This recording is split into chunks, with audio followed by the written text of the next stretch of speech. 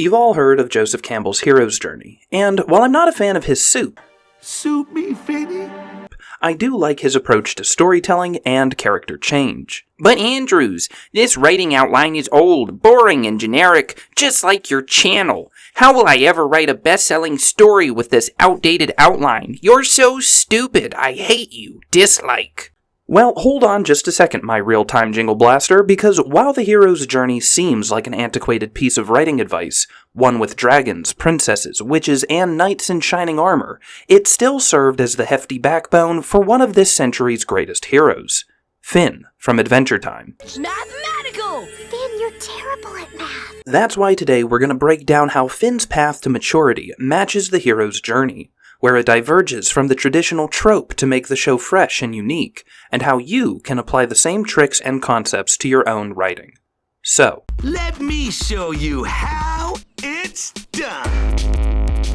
The hero's journey is a pretty straightforward concept. Our hero goes out into the world, fights off some evil, learns from the experience, and finally returns home.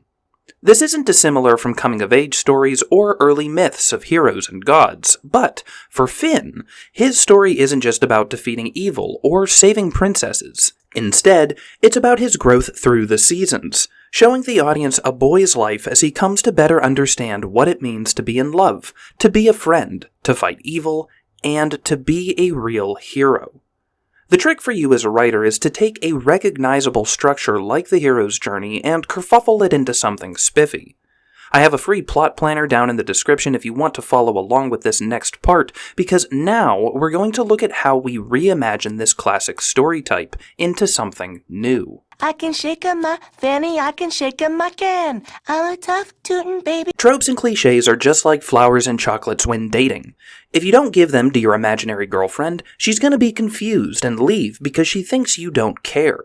But if you overuse them, your Ladybot 2000 will get bored, begin to think that you're too needy, and find someone else's book to read at bedtime if you catch my drift. So, we need to strike a balance. Dude, I think I have a crush.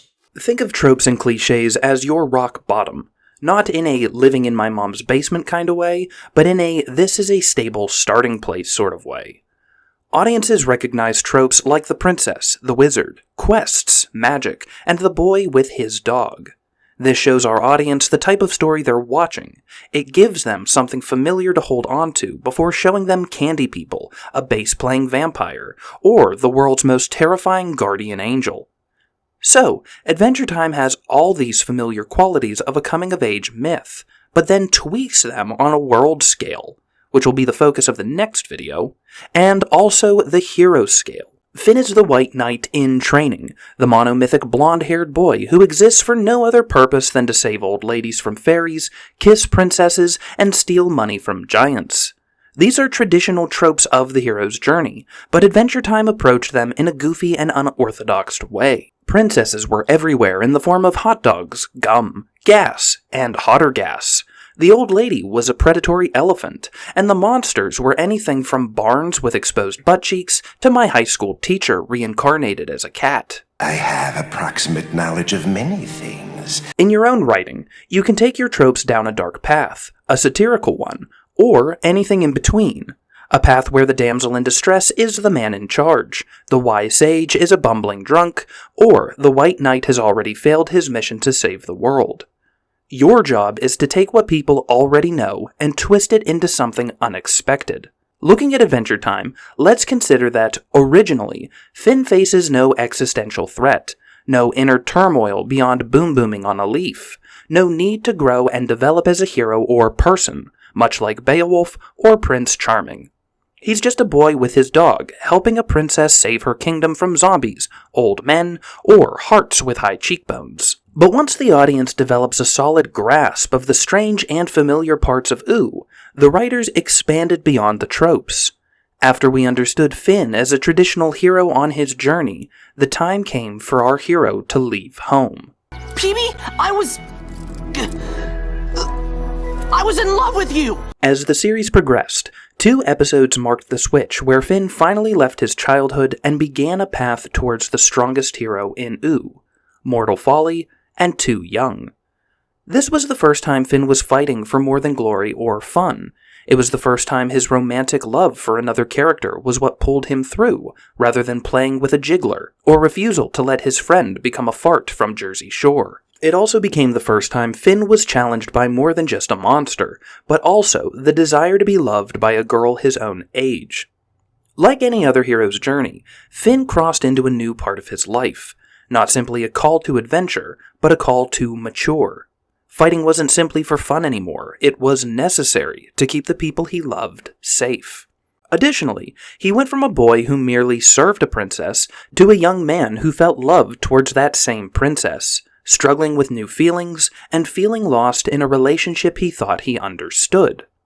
While Finn never leaves his physical home of Ooh, he leaves his naive sense of the world and enters into the unknown place of adolescence. And while I wouldn't say my acne-blemished years spent learning how to use deodorant was much of an adventure, it was a journey we can all relate to. Right? It wasn't just me, was it? Well, at any rate, Finn's trip into adolescence wasn't a dark journey like when you entered puberty and went through that punk goth phase. It was the beginning of a new stage in life, a stage where stories became more character-driven, such as Marceline's struggle with her dad, Ice King's tortured past, or Jake's relationship with his new family. Like real life, when someone matures, the story's focus was less centered on our focal hero, Finn, and began spreading its focus to others around him. This is both a type of growth and adventure, not in the sense of fighting dragons or saving old ladies, but in a hero realizing his life is just a small part in the world around him.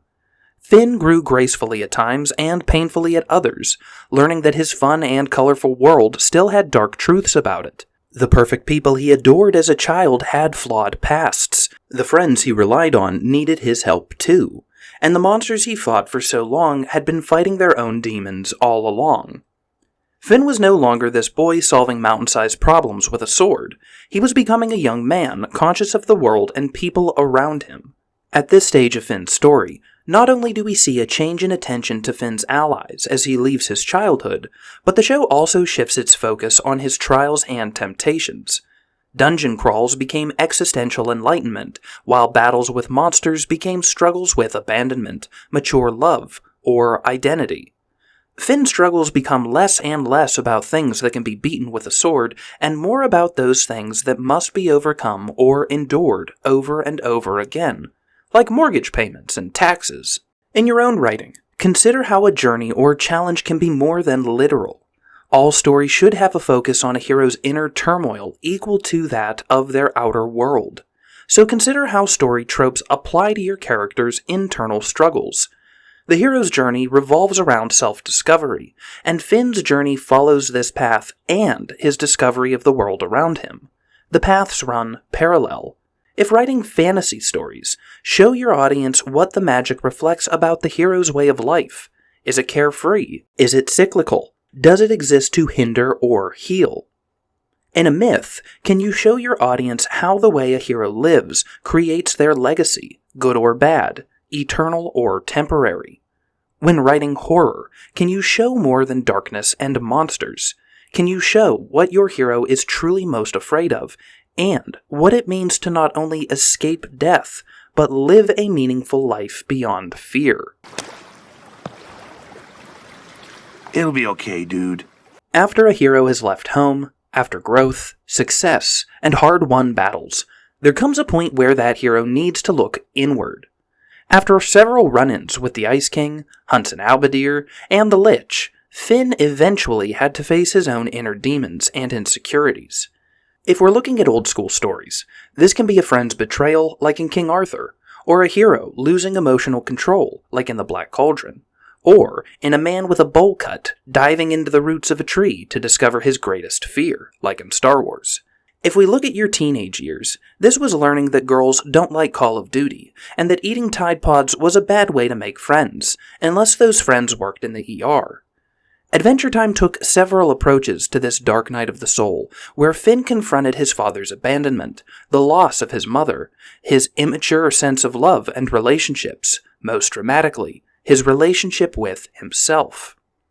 What was great about the show's several avenues for exploring this darkness is that it gave Finn several opportunities to mess up or experience an incomplete resolution, because, unlike most stories where a hero looks into the void and comes out with a clean resolution, Finn didn't come out unscathed. He didn't always get exactly what he wanted, and, in a lot of cases, Finn had to learn to let go and accept that some challenges can't be fixed, only accepted. Some challenges aren't yours to fix, no matter how hard you try, and some challenges are meant to be carried, not overcome. This made Finn a classic hero in a modern sense, a hero fighting to control different facets of his life, failing at times, but growing into a better, more heroic version of himself. I came pretty close to biting it back there.